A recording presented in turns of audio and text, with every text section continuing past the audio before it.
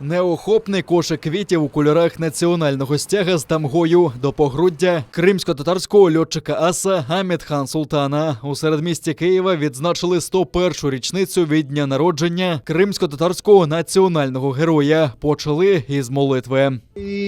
وَأَعْتَدْنَا لَهُمْ عَذَابَ السَّعِيرِ صَدَقَ اللَّهُ الْعَظِيمُ. Оркестр військово-повітряних сил зіграв український та кримсько-татарський гімни, а також виконав хайтарму.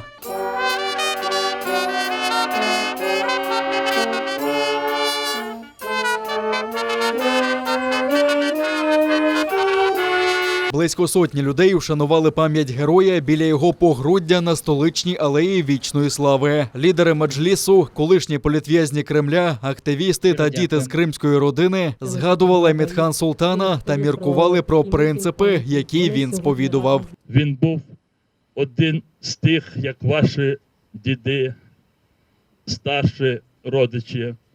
Він боровся за свій народ. А кожний, хто бореться за свою землю, за свій народ, він заслуговує на велику пошану. Тому наша пошана Амедхан Султану. Дійсно, Амедхан, він уособлює як лицарство, звитяжність під час Другої світової війни. Безумовно, читаючи історію, я думаю, кожен з вас звернув увагу на те, що це є один з найкращих асів часів Другої світової війни. А окрім цього прикладу лицарства і геройства, це безумовно також приклад постійної відданості, вірності своєму народу, своїй землі, Криму.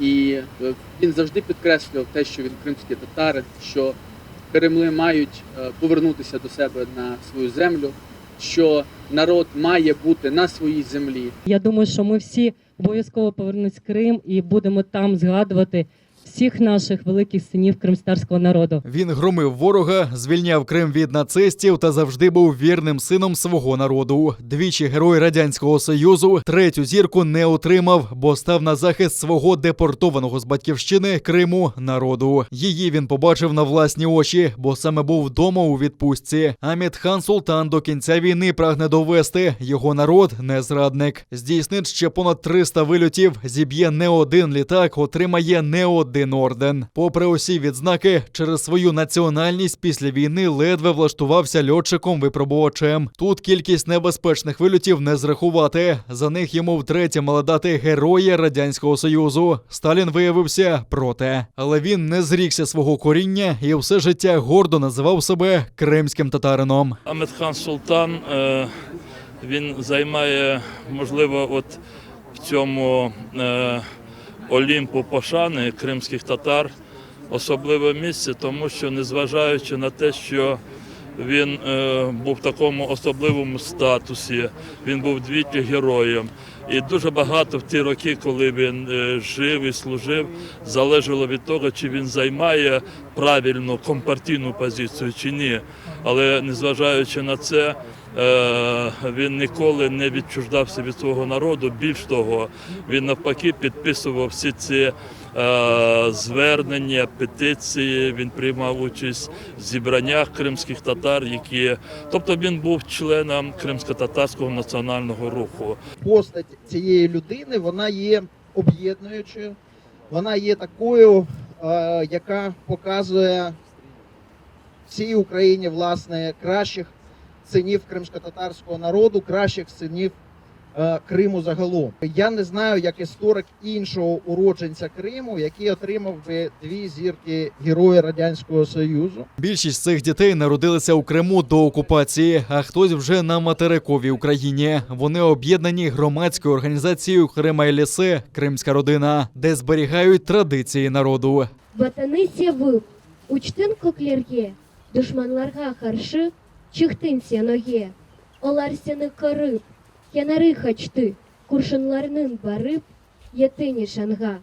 Сен жесүр султансың, коркмайсың душманда, юксеклерде сен учасың, топракны хорчалайсың. Друзі, Мамедхан Султан казав, орли не вмирають на землі, вони з останніх сил піднімаються в небо і там складають крила. Так сталося і з ним. Під час випробування літака з новим реактивним двигуном у 1971 році сталася аварія. Пілот втратив контроль над машиною, в якій і загинув. За 32-річну кар'єру він здійснив понад 600 бойових вильотів, а у пам'яті залишився вірним сином кримсько-татарського народу. Іслам Пінка, Інна Полякова, Заман, АТР. Штрафи для 5 кримських татар залишили чинними. Йдеться про Нурі Халілова, Резу Сейтвелієва, Садрі Муратова, Сервіра Алієва та Зарему Ахтемову. Окупаційний Київський райсуд Сімферополя оштрафував їх за нібито порушення карантинних обмежень. Захист клопотав про виклик свідків, які свідчили у цих справах, окупаційних поліціянтів, які складали протоколи, а також перекладача на кримсько-татарську. Але окупаційні судді усі клопотання відкинули. Естественно, мы с данным постановлением не согласны, будем добиваться справедливости дальше и также будем обращаться в Европейский суд по правам человека. 4 вересня біля будівлі окупаційного управління ФСБ силовики затримали 58 людей. Усіх відвезли до окупаційних відділків поліції. 2 кримських татар звинуватили у непокорі окупаційним поліціянтам, а решту у порушенні карантинних обмежень. На усіх склали адмінпротоколи, а 50 людей вже отримали штрафи від 5 до 30 тисяч рублів. Окупанти затримали 21 кримського татарина. Вони прийшли на розгляд апеляції у справі красногвардійської групи кримських татар, яких звинуватили у тероризмі через нібито причетність до Хізбут-Тахрір. Люди зібралися біля окупаційного кримського гарнізонного військового суду у Сімферополі, щоб підтримати бранців. Але окупаційні силовики наказали присутнім розійтися, після чого ОМОН почав заштовхувати їх в автобус, зокрема жінок та журналістів видання «Грате». Затриманих відвезли до окупаційного відділку поліції. Там їх знімають на камеру та тримають без дотримання соціальної дистанції. Також не допускають адвокатів. Вы здесь имеете...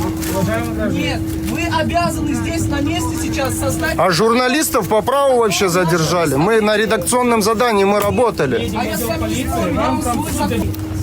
До 11:20 со стороны правоохранительных органов не было никаких претензий относительно нас, но в 11:20 Здесь мест нет, ребята. ровно как с цепи сорвавшись, в отношении нас начали применять силу, в частности вот эти вот граждане, это ОМОН, это или Росгвардия, или кто это, я не знаю.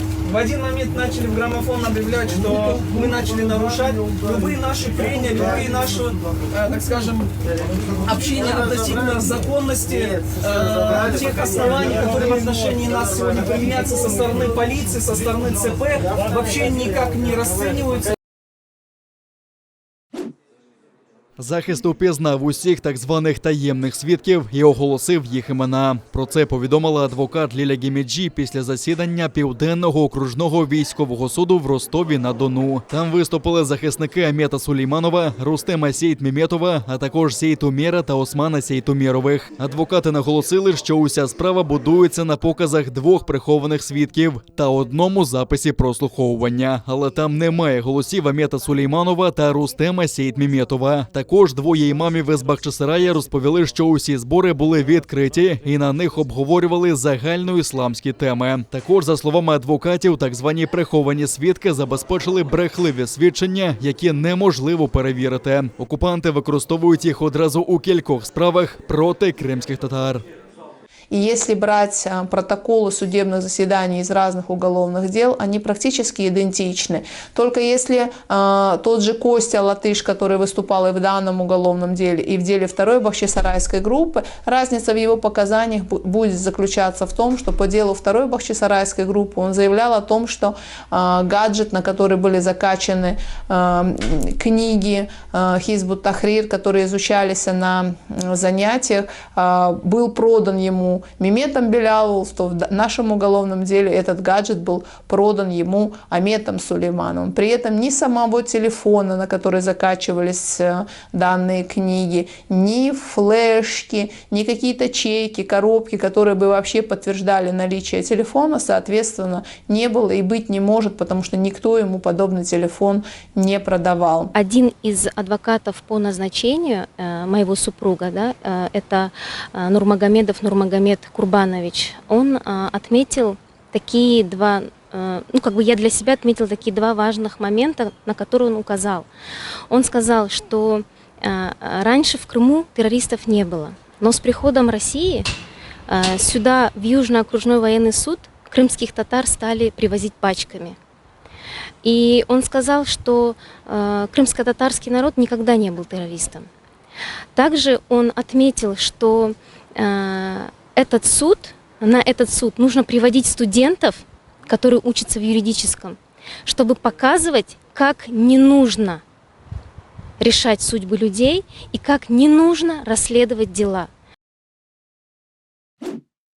Понад 14,5 тисяч захворювань на коронавірус і 330 летальних випадків за минулу добу зафіксували на материковій частині України. Найбільше випадків на Харківщині, Одещині та Дніпропетровщині. За останню добу найбільше людей померло в Дніпропетровській області. Там не змогли подолати цю хворобу 62 людини. Станом на сьогодні до червоної зони потрапили 6 областей. Це Дніпропетровщина, Донеччина, Запоріжжя, Одещина, Сумщина та Херсонщина. Ще 6 регіонів наблизилися до червоної зони. З них Рівненщина та Миколаївщина від завтра офіційно стануть червоними. Сьогодні на Херсонщину вирушили рятувальники. Вони доправлять мобільний шпиталь ДСНС України до однієї з лікарень міста Каховка. Він складається з 35 наметів та модулів, 24 з яких палати для пацієнтів та блок інтенсивної терапії. Він автономний, забезпечений електрогенераторами, тепловими гарматами та баштами освітлення.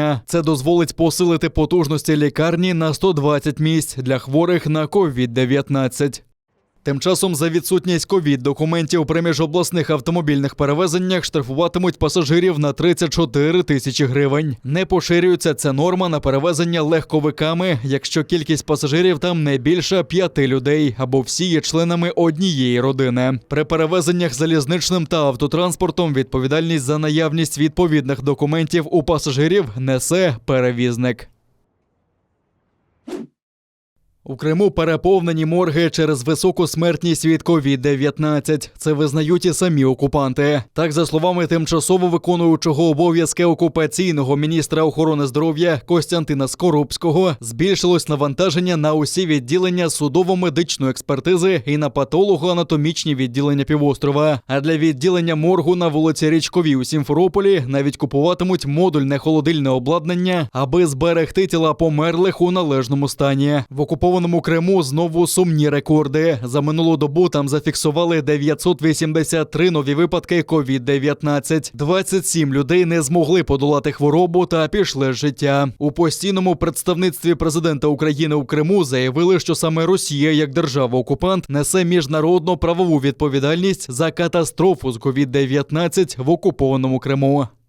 Ситуація з коронавірусом в Криму дуже важка, і ті цифри, які публікує окупаційна адміністрація, занижені. Кримчани – наші громадяни, які перебувають на окупованому півострові і перебувають в постійному зв'язку з нами, підтверджують, що ситуація погана. Держава-окупант відповідає за все, що відбувається на території Криму, зокрема за санітарно-епідеміологічну ситуацію, медичний режим. Ми постійно займаємо дану позицію. Україна продовжує комунікувати з країнами Заходу і міжнародними організаціями про ситуацію з коронавірусом в Криму.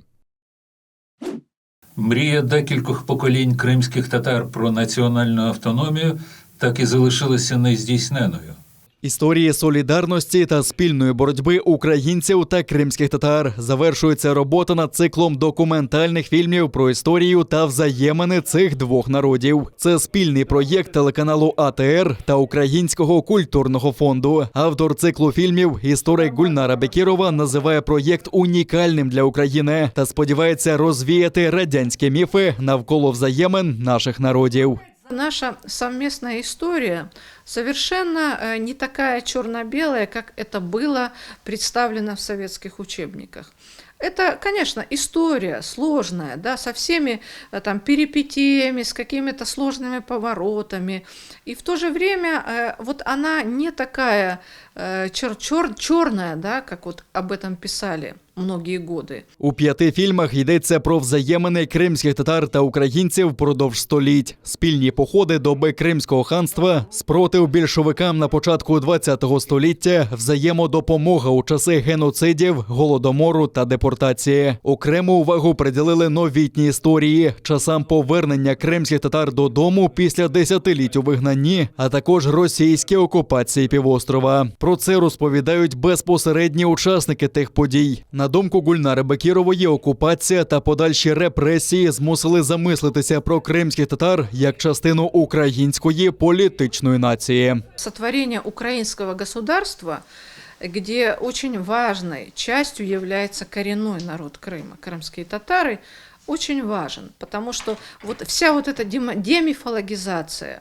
истории сегодня очень важна, потому что без истории, без прошлого нет становления государства, нет становления и объективного такого взгляда на государственность, как украинскую, так и на крымско-татарскую. Закадровий голос проєкту, журналіст Юрій Макаров, вважає фільм власною спокутою. На його думку, Україна завинила перед кримськими татарами, оскільки з перших років відновлення незалежності варто було забезпечити усі права кримських татар і, можливо, відвернути окупацію. Я свою частку відповідальності, можливо, колективної провини з себе не знімаю.